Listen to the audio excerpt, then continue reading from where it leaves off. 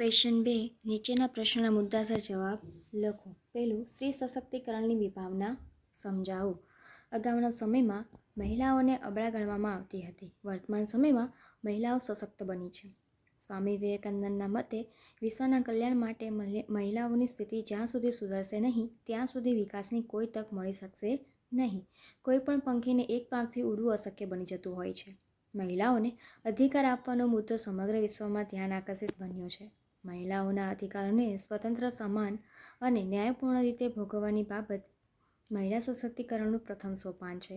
ભારતમાં મહિલાઓ વિશેના ખ્યાલો બદલાતા ગયા અને એના વિકાસ વિશેના અભિગમો વિકસતા ગયા.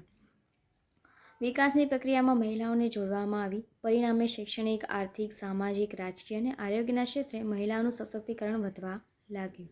ભારતના બંધારણ, કાયદાઓ, મહિલાઓ વિશેની કલ્યાણ યોજનાઓ અને વિવિધ કાર્યક્રમોના લીધે મહિલા સશક્તિકરણને વેગ મળ્યો. ભારતમાં મહિલાઓના સશક્તિકરણ માટેની ચળવળ અને વિચારસરણી આઝાદીની ચળવળ અને મહિલા મુક્તિના સંદર્ભમાં જોવા મળે છે. મહિલા શક્તિકરણમાં શક્તિ મહત્વની છે, જેમાં બળ અને પ્રભાવ સમાયેલા છે. ક્વેશ્ચન 2 જોઈએ. સ્ત્રી શક્તિકરણના લક્ષણો જણાવો. એવા છે ચંદ્રિકા રાવળ સ્ત્રી સશક્તિકરણને સમજાવતા તેના લક્ષણો આ મુજબ રહેશે કે સ્ત્રી શક્તિકરણ એક પ્રક્રિયા છે. આ પ્રક્રિયામાં સ્ત્રીઓને પોતાનું સ્થાન અને મોકળાશ મળે છે. આ પ્રક્રિયા સ્ત્રીઓ દ્વારા સામૂહિક રીતે સભાનપણે કરાયેલા પ્રયત્નોની શૃંખલા છે. તે સ્ત્રીઓને હકોની અનુભૂતિ કરાવે છે. સત્તાની નવી સંકલ્પના છે. સામાજિક પરિવર્તનની પ્રક્રિયા છે. સ્ત્રીઓની સભાનતા અનુભવ, વિચાર, વર્તન વગેરે સાથે સંકળાયેલ છે. તે સ્ત્રીઓની વિશેની પરંપરાગત માન્યતાઓને બદલે છે. તે પુરુષ વિરોધી નથી, પણ સ્ત્રીઓને સમાજમાં પોતાનું આત્મગૌરવ અને આત્મવિશ્વાસથી આગળ વધે એવું લક્ષ્ય ધરાવે છે. ત્રીજું, ગુજરાતમાં સ્ત્રીઓ માટેની આરોગ્યલક્ષી યોજનાઓ જણાવો. તો કોઈપણ રાષ્ટ્ર કે રાજ્યમાં ગુણવત્તાયુક્ત વસ્તી પર ભાર મૂકવામાં આવે છે. જન્મ મૃત્યુદરની સપ્રમાણતા, આરોગ્ય અને પોષણક્ષમ આહાર, જાતિગત સપ્રમાણતા વગેરે બાબતોને લક્ષ્યમાં રાખીને યોજનાઓ ઘડવામાં આવે છે. ગુજરાતમાં આરોગ્યની સુખાકારી માટે અનેક યોજનાઓ ઘડવામાં આવી છે, જેમ કે ચિરંજીવી યોજના, મમતા, બેટી બચાવો યોજના, કસ્તુરબા પોષણ સહાય યોજના, જનની સુરક્ષા યોજના, દીકરી યોજના, શૈક્ષણિક યોજનાઓ, આશા વર્કર માટે પ્રોત્સાહન યોજના, નર્સિંગ શાળામાં અભ્યાસ કરતી વિદ્યાર્થીઓને સ્ટાઇપન્ડ, માતા અને બાળ હોસ્પિટલો માટે સહાય, કિશોરી શક્તિ યોજના, રાજીવ ગાંધી બાલિકા સમૃદ્ધિ યોજના, સબલા, ઇન્દિરા ગાંધી માતૃત્વ સહયોગ યોજના વગેરે યોજનાઓ દ્વારા સ્ત્રીઓના આરોગ્યને સુધારવાના પ્રયત્નો થાય છે. ક્વેશ્ચન 4 જોઈએ. સ્ત્રીઓને રક્ષણ પૂરું પાડતા મુખ્ય કાનૂની નોંધ લખો.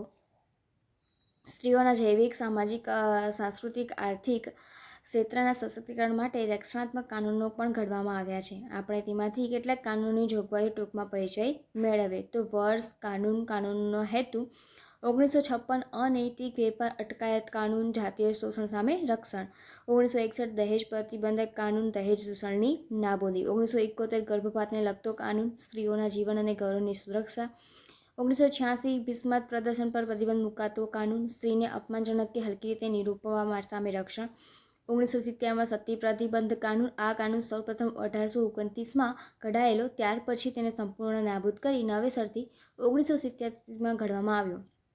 વિધવા સ્ત્રીને જીવન જીવવાની સુરક્ષા. 2005માં કૌટુંબિક હિંસા નિવારક કાનૂન, સ્ત્રી ઘરેલુ હિંસા સામે રક્ષણ. 2013માં કામના સ્થળે સ્ત્રીઓની જાતીય સતામણી અટકાયત કાનૂન, કામના સ્થળે સ્ત્રીઓની જાતીય સતામણી માટે સામે સુરક્ષાની જોગવાઈ. ઉપરયુક્ત દર્શાવેલ કાનૂનનો ઉપરાંત અન્ય રક્ષણાત્મક કાનૂનો છે જે સ્ત્રીઓના દરજ્જાને નુકસાન કરતી ઘટનાઓ સામે રક્ષણ પૂરું પાડીને સ્ત્રી સશક્તિકરણને વેગ આપે છે. આ બધા કાનૂનો હતા. એના પછી જોઈએ ક્વેશ્ચન 5. સ્ત્રીઓના બંધારણીય અધિકારો જણાવો. તો બંધારણીય કાયદો એ કોઈપણ દેશનો મૂળભૂત કાયદો કહેવાય. ભારતમાં સામાજિક પરિવર્તન લાવવા માટે સ્ત્રીઓના દરજ્જામાં સુધાર કરવા કાયદાકીય જોગવાઈ કરીને સ્ત્રીને પુરુષ સમાન દરજ્જો અને તકની સમાનતા આપવામાં આવી છે. બંધારણની કલમો દ્વારા સ્ત્રીઓને માટે વિશેષ જોગવાઈ કરવામાં આવી છે. સ્ત્રીઓને બંધારણીય અધિકારો આપવામાં આવ્યા છે.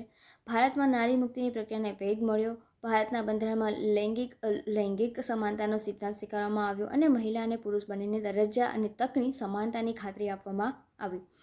સ્વતંત્ર ભારતમાં મહિલા ઉત્કર્ષના ક્ષેત્રે વધુ અસરકારક પગલાંની ચોક્કસ બંધારણીય જોગવાઈઓ થઈ. કેટલાક મુખ્ય બંધારણીય આ અધિકારો નીચે પ્રમાણે છે. જોઈશું કે બંધારણની કલમ 15(3) અનુસાર રાજ્ય સરકારોને મહિલાઓ તથા બાળકો માટે ખાસ સગવડો ઊભી કરવાની સત્તા આપવામાં આવી છે.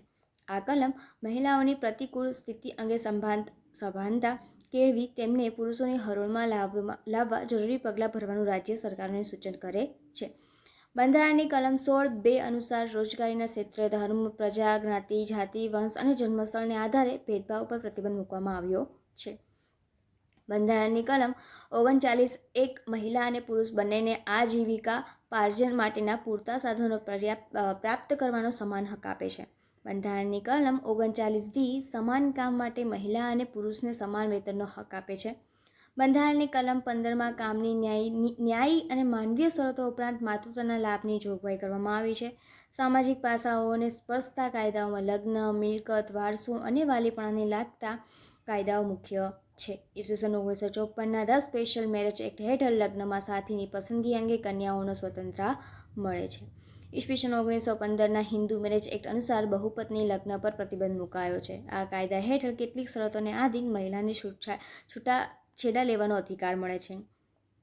ઈસવીસન 1961થી અમલમાં આવેલા ડાવરી પ્રોહિબિશન એક્ટ દહેજની પ્રથા પર પ્રતિબંધ મૂકે છે. આર્થિક પાસાઓને સ્પર્શતા કાયદાઓમાં મુખ્યત્વે વારસામાં હક, સમાન વેતન અને વળતરને લગતા કાયદાઓ છે. મહિલાઓની સર્જનાત્મક કાર્યશક્તિનો ઉપયોગ કરવા ભારતના બંધારણ કરવામાં આવેલ 73મા સુધારાને આધારે પંચાયતી રાજની સંસ્થાઓમાં ગ્રામ પંચાયતોથી નગરપાલિકાઓ અને રાજ્ય સ્તર સુધી 33% બેઠકો મહિલાઓ માટે અનામત રાખવાની જોગવાઈ કરવામાં આવી છે. આના પછીના ક્વેશ્ચન 2 જોઈએ. ક્વેશ્ચન 3 આપણે આના પછીના વિડીયોમાં જોઈશું.